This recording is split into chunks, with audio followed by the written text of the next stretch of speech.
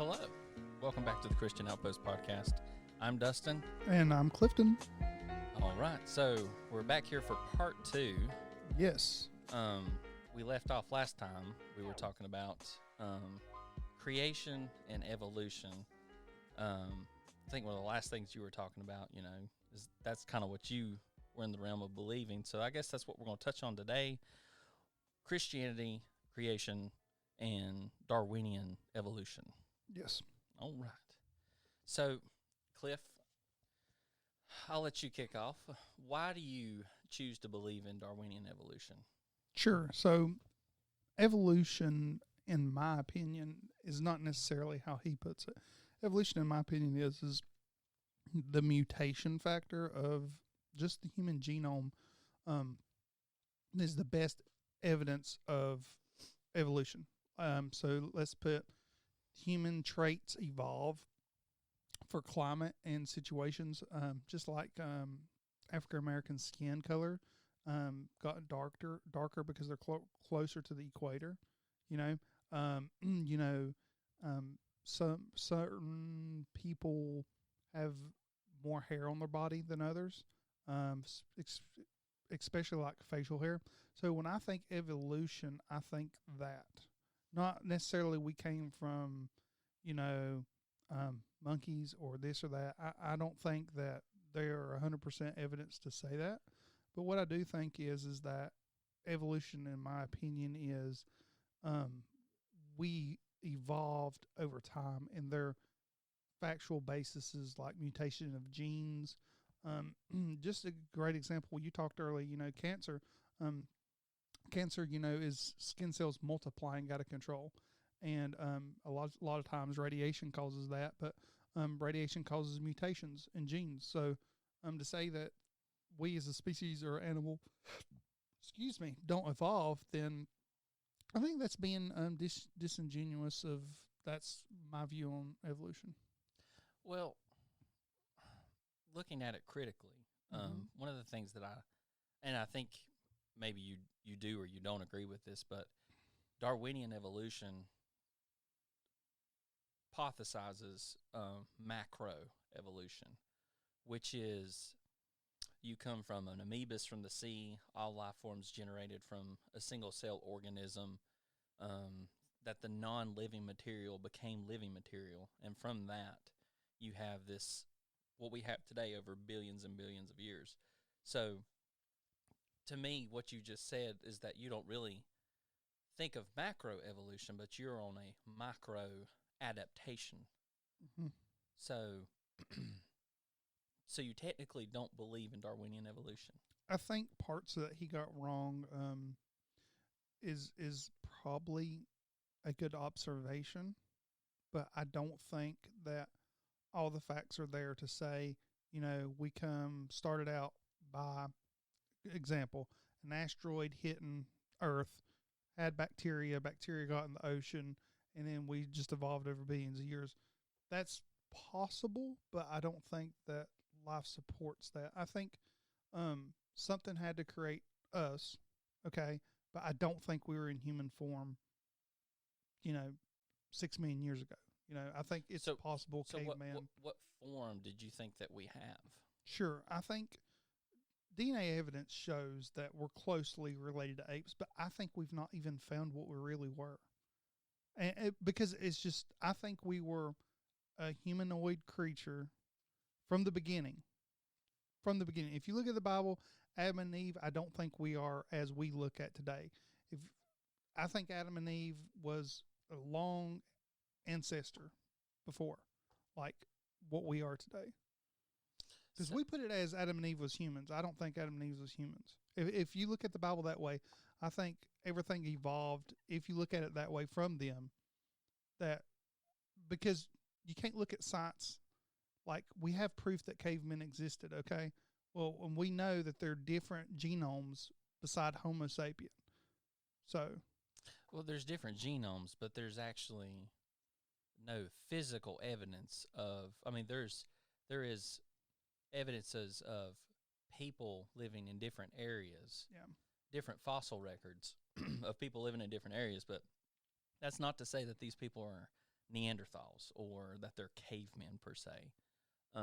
There's indigenous people all around the world, which is something that they pushed. I guess more of a macro evolutionist, I guess, would be more prevalent in the 1920s when people were saying that all these different people from all over the world that are darker skin are inferior, which that plays into the eugenics program. But we'll touch base on that more later. But so when you say we were created, what do you think that first form was? I don't know. You don't know. So you claim Gnosticism on that. So you just don't know. I mean, it's unknown. I mean, we can't say, yeah, here's your proof and this is what we were. But I mean, I think we as a species would be extremely disingenuous if we said, no, we've always been the way we are. So when, like I said, when I think evolution, we know for a fact the human race, as we get older, we evolve, like as multiple years go on, like thousands of years. So you've seen empirical data that suggests over thousands of years of observation that we have changed. Well, it's just a fact, man. I mean, you claim fact, but you have to back up fact. Like, I can't just say, like, I don't claim something without actually trying to back it up. Well, sure, it's simple. Mutations, man, gene mutations. Here's a great example. But mutations itself isn't evidence for a change of good. Like, for instance, if you're talking about cancer and it is a mutation, most mutations to an individual, what any kind of living organism that it is usually negative and isn't propagated from an evolutionary standpoint. If you're the one being plagued by disease, you are not the fittest. Right. And that goes back to Darwin, where it's like the fittest will survive, who's survival of the fittest. But I think, my opinion on evolution is on a cellular level. Not that, we're necessarily, because we're all made of genes and cells. So my form of evolution and how I can prove evolution is that by gene mutations, the human body changes, and that's evolution, period. The body adapts, overcomes, and changes. Well, the term evolution, and like I was saying, it's either micro or macro. And it seems to me like you're talking, like I said, microevolution, but those small changes that you're talking about that take thousands of years isn't observable. There's actually no empirical data to show that billions upon billions of years would actually cause something to change completely. You see small changes. I mean, if you look at dogs, for instance, you take dogs and you can select traits from these individual dogs and get a different breed. All dogs trace back to the wolf.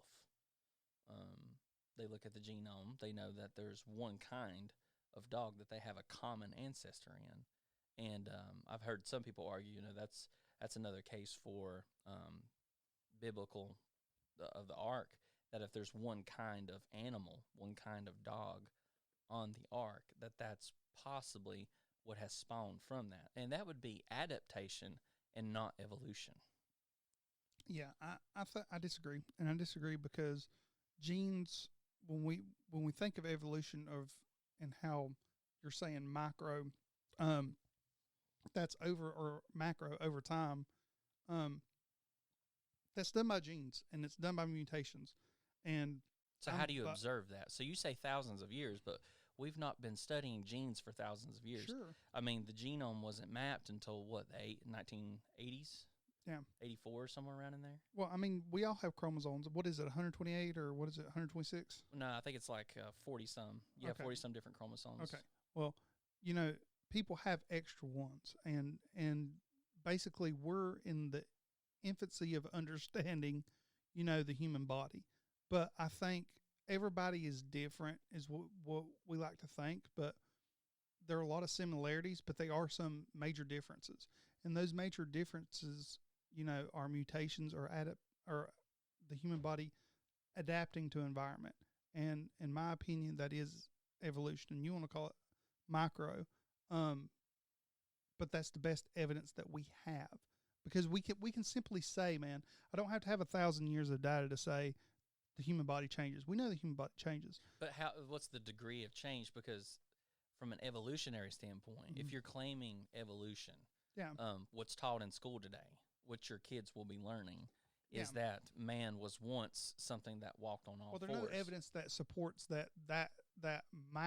macro was it macro happened, but micro we can actually see it. You can see it. You can test two people's blood, and one person has mutated genes. Yeah. So we can see that. So you have to say, well, evolution is true in that sense, but there's no evidence to support, hey, 100% we came from monkeys. Yeah. I mean, our DNA is close. Okay. But Well, that see, don't I mean didn't we know came that's from it. I didn't know that's kind of what you believe, because when Yeah. someone says they believe in evolution, that's the first thing that pops into my head is the things Yeah. that you're taught in school. Micro versus macro, maybe not taught so much. It's been a while since I've been in school, so I'm dating myself. But yeah, to me, it seems like, trying to figure out exactly where you stand. So you claim that there can be small changes, but not changes of kinds, like fish don't turn into birds, that kind of thing.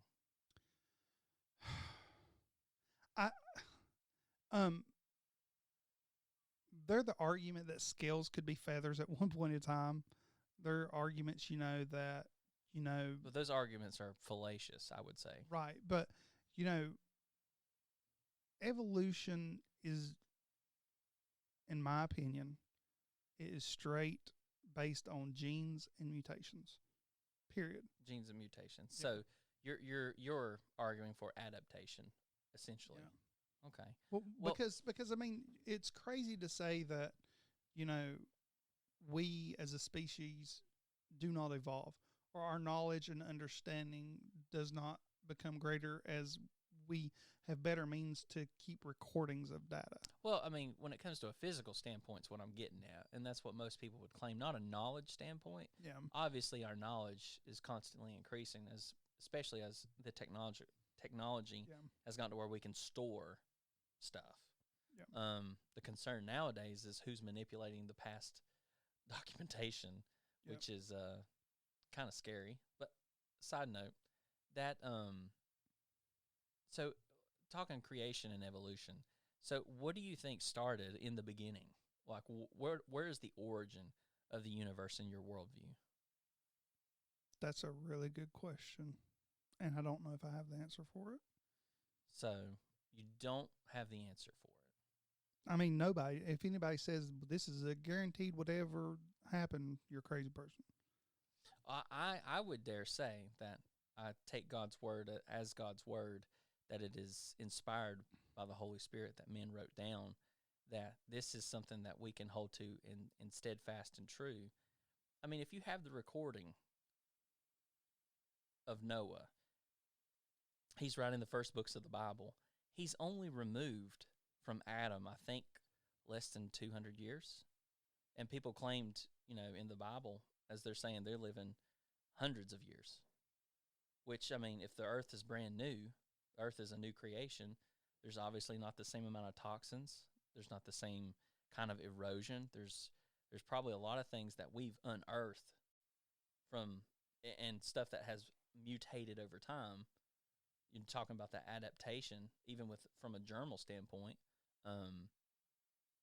from a bacterial standpoint, that would be something that could work itself out over time. But if they can record history and they're only separated by like 100 years, that to me sounds like it's not plausible that it's actually factual at that point. So for me, when people claim evolution, whether it's micro or macro, but if they don't hold to a Christian creation, all it does is it gives them an excuse as a moral cop-out to their sin. For me, that's what it looks like, because people will say, well, that's just how we've adapted. See what I'm getting at? Yep. I mean, how do you feel about that? I agree with you. I think it's a moral cop-out, and people are like, well, this is the way I was raised. And here's a good example. I had a gentleman last week. I was doing his ultrasound for him, and he had on a cross necklace, and when he came in, I noticed it, and he's like, do I have to take this off? I was like, no, just, toss it behind your back when you lay down. That way it's not in the way. And I was laying there, I was talking to him, and I said, are you a Christian? And he goes, yeah, I am. I said, well, where do you go to church at? And he says, well, I don't go to church. I said, oh, that's unfortunate. I said, are you looking for a church? He said, yeah, I am. And I said, well, what kind of church are you looking for? Because I study most of the denominations, and I said, or is there a particular one that you're looking for? And he says, I want one that will modernize the Bible. So, and I looked at him, I said, well, it's an ancient text, and it was written, a long time ago. That's not the original intent, was for it to be modernized. And he's like, well, he says, we know what's right and what's wrong, and that's how we know. And I said, well, how do you claim to have knowledge of that? And he goes, well, that's the way I was raised. I said, okay, so you know what's right and wrong just based upon how you're raised. He said, yeah, that's how we know. I said, well, if I was raised in the Amazon of South America, and I was raised in a tribe where it was good to kill someone and eat them, would that make it good? And he looked at me, Cliff, and he's like, no. And it's like he had to really think about it. And I'm thinking to him, and he's looking at me, and I tell him, you know the answer to that. But if you held to the worldview that you just proposed, you're reduced to foolishness, because it is morally wrong to kill someone and eat them. But that's the issue that I have with people who try to take just portions of what they want from the text and not the whole thing. Because if you're not willing to accept all of it, you don't want any of it. If you just want to pick and choose, I don't know, it just seems to me like disingenuous to yourself. It's like, well, I'm going to create my own religion. And actually that's how a lot of false religions have spawned off, is they don't like the entire thing. They just take bits and pieces and run with it. Other than that, no, I mean, what's your take on that? I mean, in a worldview that claims micro evolution, but not macro, at what point do you get your morals and your standards and your ethics? Yeah, well, that's learned behavior. We talked about it last time. You get your morals and ethics, in my opinion, by how you're raised. If you're raised in a Christian household, you're going to have different morals and ethics because it's a learned behavior, right? Than just, some thug on the street that, has no dad and was raised by a mother that didn't care. You're not going to be that much of a loving person, So, you're less likely. Well, yeah, you're less likely, but we both know that that's part of the problem. But honestly, man, a great example is, viruses are living things, right? Yeah. And we've seen viruses mutate, and it's kind of like COVID-19. We have a new strain of it, right? So just they are evolution that backs up like micro. That's a great example right there. And there entails, we have a new strain of COVID. Yeah. It's still COVID. Right. And Darwin couldn't prove his theory either. Darwin tried proving it, and he said, well, there's these different finches. People like to point to that.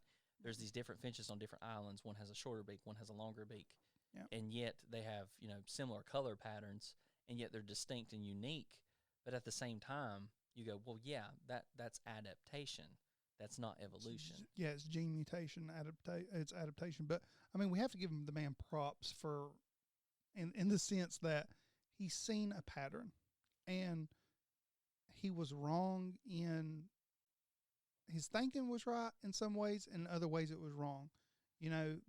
Unless you have the absolute proof to say we came from monkeys or from small creatures, then that's part of the problem. I think he was on the right track, but at the same time, I think it was wrong. Well, they don't know exactly how or when it got started, but it was around the time that Darwin was coming up with his theory that it was actually proposed before he wrote his book. Before he went to, was the Galapagos or wherever it was. I don't remember the islands that he went to and observed these animals. But from that, if you looked at, even at a micro level, if you look at people and say that we come from a lesser human being, you get people like Darwin and people like Stephen Jay Gould that look at people of color and say you're inferior. Well, the Nazis did it. Yeah, they did, and they actually got it from the Americans. I want to hear this story. So, eugenics stemmed probably in the early 1900s. You had anthropology. That real quick. Yeah, go ahead and Google that. Anthropology of it was the St. Louis World Fair. It was in the early 1900s. I want to say I think it was Stephen H. Gould. Yeah, he was the leading paleontologist on the World Fair. And I forget how many people, but it was in the hundreds of indigenous people that they gathered and brought to the World Fair of St. Louis. That's horrible. And put them on display. And that's what happens when you have evolution playing out its worldview and thought. So I don't accept the premise that we are of lesser humans and better humans, that we're all human, we're all equal, we're all created in the image of God, and everyone's worthy of love and respect because everyone bears God's image. And that's why we're not to build false idols either. We're not to build images of God because God's already made images of himself. So I think what stands for me, and maybe this is where we don't understand, is like, what's the big issue with evolution? Do you think that the world started with no life whatsoever and then life just spawned? Or like, what do you think happened in the origins of life? That's the world's greatest mystery. But honestly, I want to go back to one thing. So what you were saying, Columbian College of Arts and Sciences at George Washington University, GWU. Here's the title: The Horrifying American Roots of Nazi. What do you call it? Eugenics. Eugenics, yeah. Eugenics. And I'm just going to read this. In 1909, California became the third state to adopt such laws. Ultimately, eugenics practitioners conversely sterilized some 60,000 Americans based on. Yeah. That is crazy. Yeah, all in the name of evolution. I mean, yeah. They were looking at it from a micro standpoint, actually, in that case, because they're taking measurements, and they actually did that at the fair, too, at the St. Louis World Fair, is they took measurements of people's jaw, their head. They actually measured their intelligence, and then they even measured their threshold for pain. That's crazy. Yeah, they measured their threshold for pain because they thought they were animals. And if you don't believe that we're made in the image of God, you're reduced to an animal. And that's how they treated people. Yeah. Well, I mean, we are Homo sapiens. I mean, we are animals. Well, I mean, we live, we breathe, just like everything else. So yeah, but we have the ability to sin, and nothing else does. And maybe that's something we can talk about. What is sin? What the Bible calls it, or is it just morally wrong? And the question would be, if you say it's just morally wrong, where do you claim to get your morals from? I'm going to go back to the question you asked me before real quick. Okay. Space is void. It's nothing. There's no air there. It's a vacuum. It's a vacuum, yes. Yeah. So can't hear you scream in space. Right. But the Earth basically has an atmosphere to support life. Mm-hmm. I find that fascinating. I can't tell you how we got that around Earth. By no means am I a scientist in the field of any of it, but and what's funny is you're saying, as you're saying that, let me just jump in real quick and I'll let you finish. The Bible doesn't explain how God does that either. It's just, it says he separates the heavens and the earth. There's no explanation on how he does it. He just does it. Well, my point of view is I don't believe that happened, but okay. Well, I mean, you have no explanation for it. I have no explanation for it, but I don't think a single person or a single entity snapped his fingers and everything come to existence. Well, I think that's extremely far-fetched. Extremely far-fetched. And see, my view with the Bible is that I don't pick and choose. I like this. I don't like that. Mine's based on, it's just so out there to me that it's just not humanly possible. But that's beyond my understanding too. When you're talking about supernatural abilities, that goes beyond what we can understand. So, in the origins, would you say, and I'm not talking Big Bang, let's just say there's Earth, there's the atmosphere, and there's non-living material. You have non-living material, you have carbon, oxygen, you have all this other stuff going on. They're a highly big, man, because we're so much carbon and water, dude.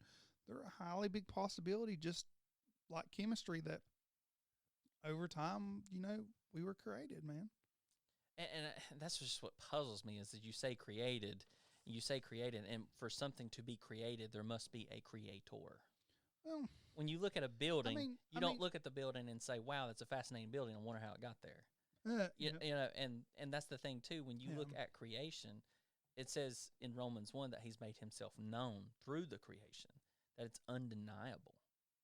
And my argument is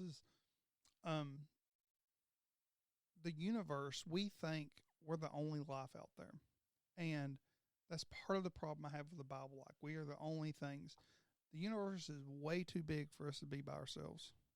Now, I have no proof of extraterrestrial life, but just think of it they are other suns, other planets, other solar systems. It would just be that statistically, it is impossible for us to be by ourselves. From that standpoint, and you just claimed that it's impossible for us to be alone. Yeah. And you're like, you say there's this vastness, and there's no way we're not the only ones out there. They're just it's statistically it's not in the favor of saying it's not. There's no way statistically. So you're talking about life on other planets, extraterrestrials. My question would be, if you hold to that and you can't prove it, you're just going off statistically. Yeah, mathematics tells me that it's just impossible that we're alone. Okay.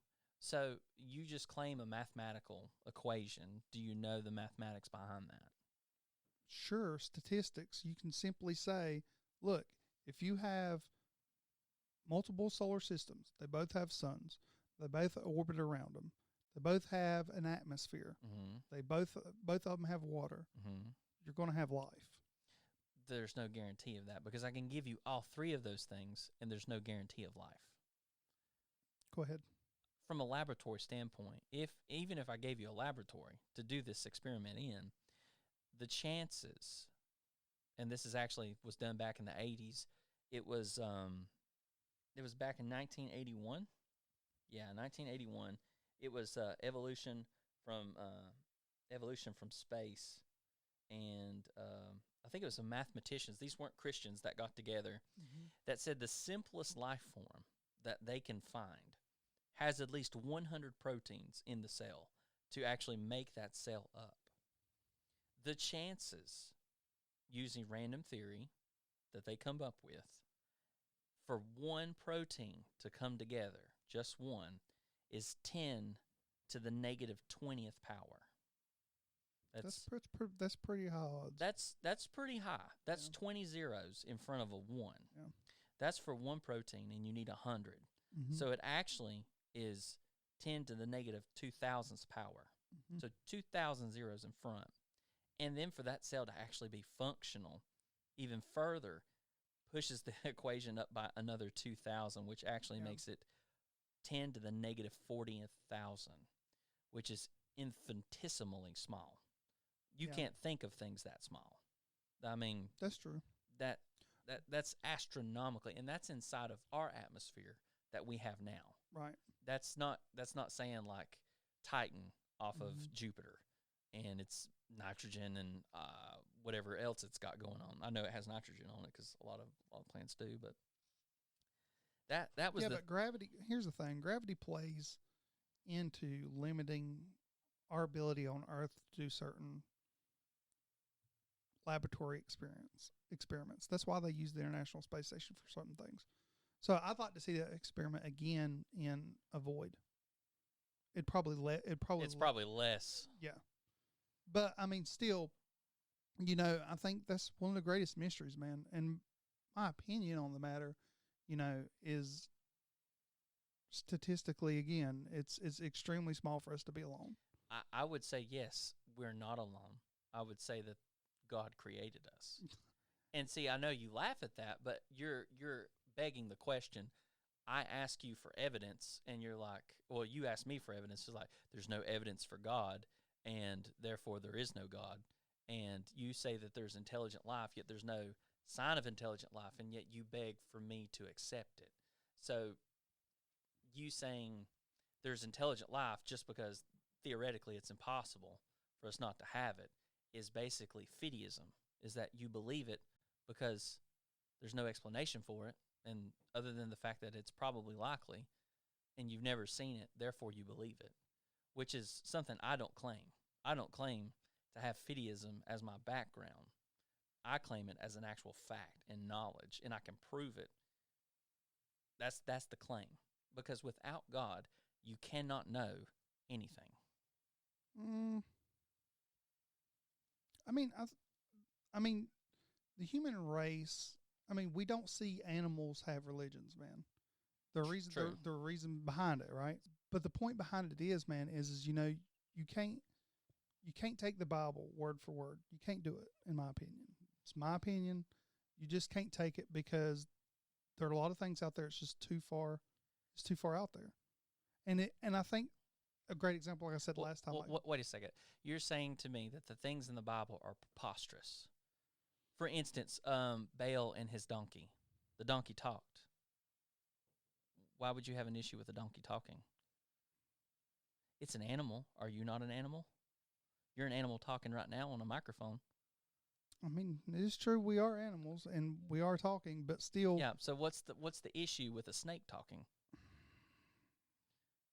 You see how the question gets begged when you start reducing yourself to creaturely things. I mean, it makes sense, but at the same time, it's not believable in my mind. It's just not believable. That's okay. I mean, and it's okay to have that opinion, but it's. I mean, for me, it's okay. For you, I would say it's not. But yes, I mean, it's just, the Bible.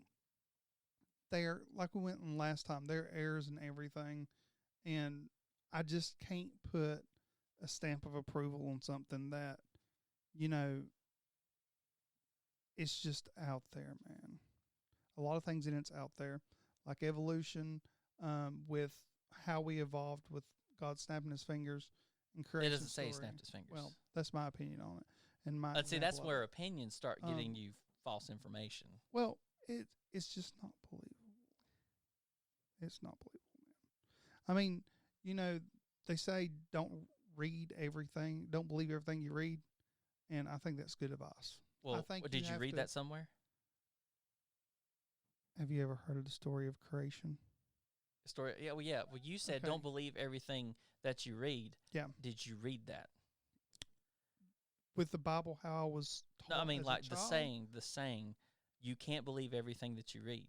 If I wrote that down and you read it, if you believed it, it's self-contradicting. It's funny is what it is, but but there again, you're taking it literally, and the way you got to look at it is the Bible, and I wish more people would look at the Bible this way. It is created by humans, okay, that tells a story, multiple stories of a figure and his offspring that created everything. That's wrong. No, it's not his offspring. See, there's a premise that you've injected already. The Son of God doesn't mean the literal offspring of God, but that God is triune in nature. Okay. That he is one God in three persons. You're one person, one being, right? You have your physical form. Yeah. And your being inhabits it. Okay? So you're one person inside of one being. God is one being encompassed in three persons. Because he is what some people would say, I don't know if I quite agree with this, but he's fourth dimensional. He goes beyond the three dimensional. Because he creates three dimensional. That's how I've heard it argued, but I don't know if I quite agree with that. But anyway, continue with what you're saying. But you're saying that man made this up, but I would argue. I think man, our understanding in AD and BC times, our educational understanding and how we take things was totally different to now. We have Google nowadays, right? They didn't have Google back in the day, right? Does Google always say things right? Especially this day and time. Man. Of course it don't. But you got to look at it as, Christianity, religions, cults was all used as a social means back in the day. They were used to control people. And the Bible, in my opinion, because of those facts, because it was used in that way, it's a rule book. And well, I mean, you claim that the Bible is trying to, if you're claiming it from a Christian standpoint, that it's trying to control people. Absolutely. Catholic Church has done it for years, man. That's the Catholic Church. That's Catholicism. That's not Christianity. But it don't matter. It's still a religion. Breaking down from Christianity, religions have always been used as a social means and also a way to push things, to push agendas, to push rules. Well, what if you claim that it's pushing the rules and the agenda, which if you read Christianity, you can't fulfill the rules. That's the whole thing. Like, you cannot of yourself fulfill the law. Someone has to do that for you. Like, it's impossible to do. And all other religions say that you have to fulfill the law. That's the one the divine big difference between cults and Christianity is because Christianity says that you're not a good person and there's no way that you can be good. That's why you have to have for forgiveness.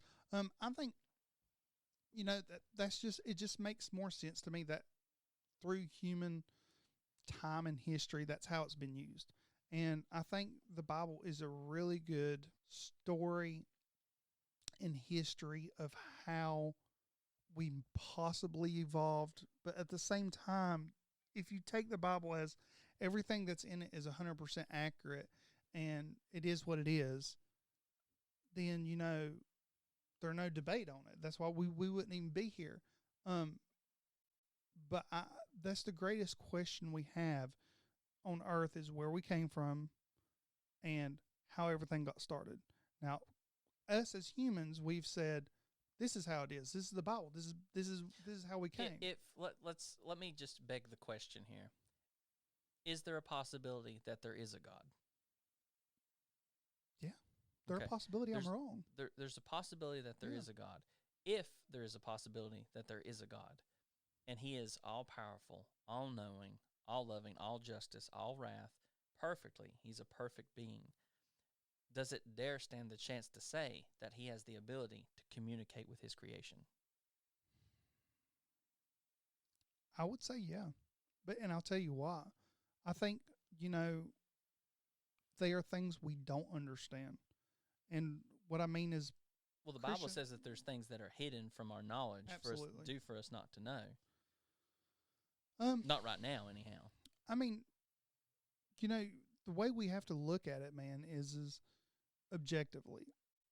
We know for a fact that they are literature and they are what we call the Bible that's passed down, and this is what it is. That's how Christians look at it. There are other religions, whether you're Muslim or you're part of a cult like the Sulpit cult, whatever cult is out there, that's how you view it. I think it's foolish, in my opinion, to believe in one thing, meaning you have to look past it and understand that they are underlying basic reason why it's been passed on, whether that is because it is what it is, it's 100% accurate, or it's just, hey, this is a good guide for how you should be. Okay. So, and there you imply your reasoning. You say you should look at this from a standpoint of, yeah, this is good, and I should be able to look at other things and see the good in it as well. But that's the thing. In and of ourselves, we are, from a Bible standpoint, we're actually evil from the get-go. And my question to you would be is, using your logic and your reasoning, how do you determine what is right and what is wrong?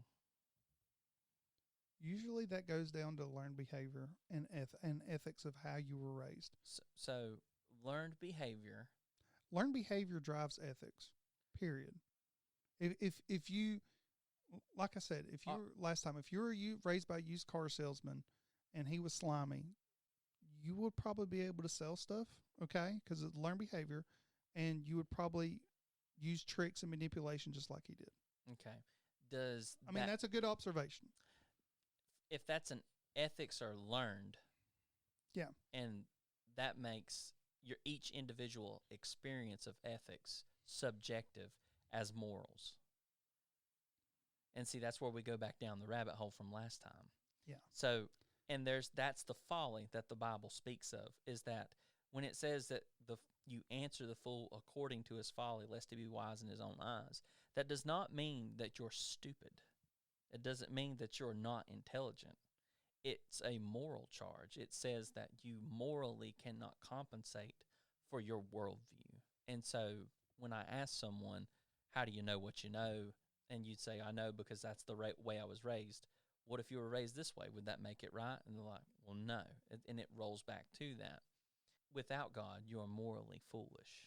And I mean, and morally foolishness is, I think, probably one of the worst ones. And that's where you see with Darwinism, macroevolution, it reduces people, especially since Darwin was white, he reduces people of color to animals, essentially.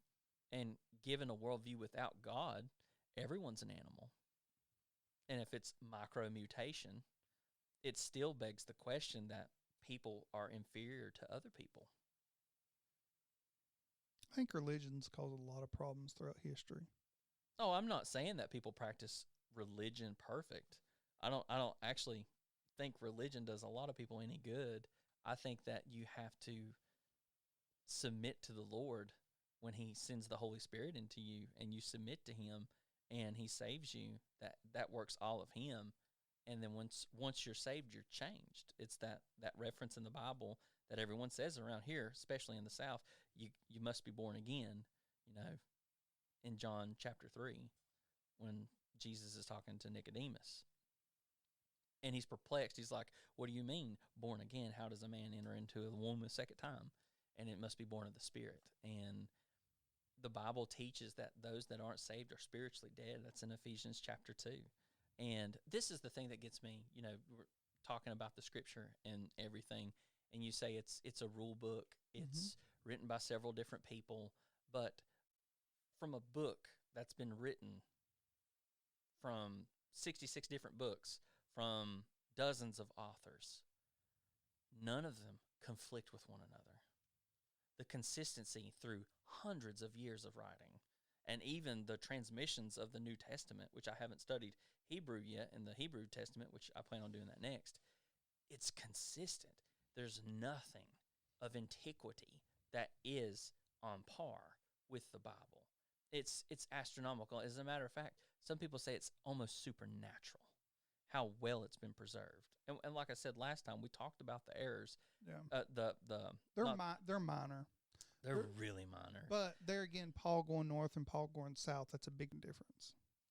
So, I mean, south or north, it depends on what lettering is used in the Greek, which I'm not studied Greek enough to know whether they wrote north or south. But just because one of them did it wrong doesn't mean the rest of them have it wrong. If you go by a majority text, that's how you know that this person got lazy and messed up. Yeah. And say that's things that other religions don't have. They don't have these multiple copies. And them being variants is actually a good sign. Because if you don't have variants, how do you know what the intent was of the person who wrote the first one? Because if you only had one copy of the Bible, say you had someone laid it down and said, Clifton, this is the Bible. I know it's the Bible. I've seen it with my own eyes. Take my word for it. Well, you have nothing to compare it to. How do you know I didn't change something? And that's what makes the variance so important. Yeah. People look at it as like it's damning evidence, but it's not. It gives it credibility, and especially in the academic world. I mean, there's academics out there that do not agree with the premise of Christianity and study the ancient Greek text. They will admit that there is nothing in comparison to its antiquity. Well, because when you have different variants, it leads to credibility. However, um, I think the Bible's the biggest con of all time, man. The biggest con of all time. What does Biggest it con of have all to time. gain? Because you don't gain anything by being a Christian. I mean, there's You in today's time, you really don't. And I hope I'm wrong. I wish I had faith in how you do, but but you express faith every time you get in your car. I mean, you talked last time yeah, about the miracle of your child's birth, which right, I'm not taking anything away from that. But yeah, you said that she was born on the day of your dad yeah. being born, and you had been I thinking think, about. but dude, I think they are greater things at play that the Bible can't explain with that. And I think it goes back to What do you mean, like yeah, the sure, Bible? I mean, it's not supposed to give us everything. right. It's supposed to give us everything that we need. So the way you cheat death, okay, the way you cheat death is by having offspring, in my opinion. That's how you pass along your DNA. That's how. But that doesn't pass along your sentience, though. Okay, well, check this out. They are things children do, and when you have your child, you'll see there are things children do that are you that they're so young, their brain's not developed that they're doing things that you do. It's weird. I don't know the medical term for it. I can't explain it, but that observation I've made has proven to me that they are 100% a fifth dimension, a sixth dimension, parallel universe, something of the sort. I can't tell you what. That information is passed in different ways. So, for instance, when I say I cried at Applebee's and I said, I wish my dad was here to see my daughter born, and then she's born on his birthday. I mean, that's the biggest knowing of all time. Like, hey, everything's okay. I wish I could be there. You get what I'm saying? And I think it goes back to like a spirit realm, maybe. You know what I mean? Well, and then there you go. See, you have this belief in a spirit realm, yet you have no evidence for it. And then, But I can't explain it, man. It's beyond possibility with mathematics and statistics that my daughter would have been born on my dad's birthday. well, it's 1 out of 365. Well, it's even higher because then you have to put into trial and error, like a rolling a dice. Because each time you roll a dice to get a 1 or a 2, I mean, it would be more than 365. So it'd be 365 times itself. It would be crazy. Well, I mean, that day comes around once a year, and you can only have a child within a 12-month span. So no matter when your child would have been born, it was still 1 out of 365. It would be greater than that, dude. Take that to a mathematician. Let's wolf our mouth with it. Okay. Ask your friends, because I know you got really smart friends. I have okay friends. I have okay friends. I'm smart. You want to ask me? That's hilarious. Anyway. But I mean, honestly, there are things I can't explain. And then people say, well, Christianity explains it. And, it's just, I think religion's been a problem for a long time, man. Since as far back as we can, it's been used to control Well, people. I mean, Jesus is the one that pointed out the religious that their laws and traditions forsaked their God's law. They came up with their own laws. And you're right. In that sense, that religion itself that man makes is folly, because God does not promise you happy health and wealth. I don't know who told you that or if anyone's ever said that to you. The only thing you've ever been promised is persecution. So to say it's a con is a bit of a stretch, because you're not promised anything. The con man gives you something. In return, you give him a small investment and you're going to get something back. Christianity doesn't do that. So, I mean, I get where you're coming from, like Islam, the Word of Faith movement. I can tell you right now one religion that's a big con. You ready? You ready to get banned on YouTube? Scientology? Yes. Yeah, I mean, yeah, I would. I totally believe it's a cult. They use. They paraphrase the Bible. They use it to get money from people. Absolutely, it's a con, man. It is a con. Now, let me ask you this. You say that all religions are fake. I would say, all right, let's reemphasize. If you believe in Christianity, you believe in the Bible, good for you. I'm glad that you have put faith in it. I'm glad that you can do that to where I can't. I envy you for that. Oh, that's the thing. I don't do it of myself. Um, This spirit that fills me with this knowledge it's just something that tells you to do it. yeah. It's not something that tells me to do it Yeah. per se, but it's been gifted to me, and the only thing that I can do is give you the gospel, Yeah. because the gospel says that it is the power of God unto salvation. So if I say to you that what's wrong with this world is that there is sin, and the world would tell you that there isn't, that it would say It's evil or no, it would say that you are here to consume, you are here to pleasure yourself and multiply and have what you want, and there's nothing that happens to you in the end. Whereas my promise is to you, or the thing I should say is the message is for those that don't know, is that you are lost and undone without God, that everyone stands in judgment before him on the last day, and without the Son you cannot come to the Father. And the reason for that is because we're all sinners. We all sin, we all fall short of the grace and glory of God, and there's nothing that you can do to make yourself righteous, no works whatsoever. The only thing that I can say to you is that if you trust and believe that Jesus died on the cross for the sins of his people, and that he was sinless and righteous, and that if you would trust in him that he rose again on the third day, and you truly believe that with all your heart, if you truly believed, then you are saved. And it's no work that I did, it's no work that you did, it's the work that God does. And that's the difference. And that's why Christianity's hated so much, is because it says you can't do it. All other religions have something to where you have to do something. And it's actually the description in the Bible when, I want to say it's Paul talking to the Corinthians. He's talking about the devil and his preachers, or whatever it is that he has in place, are supposed to be in these positions that tell people that it is works. Everything else is of works. Christianity is the only one that says it's not of works. So all I can say is that you have to bow down, worship the Son, or you shall perish. That's what Psalms 2 says. And that's not like a do it or die. It's kind of like, if you don't do it and truly want to do it, not in and of yourselves, but that Spirit's not given to you, then it's not going to happen.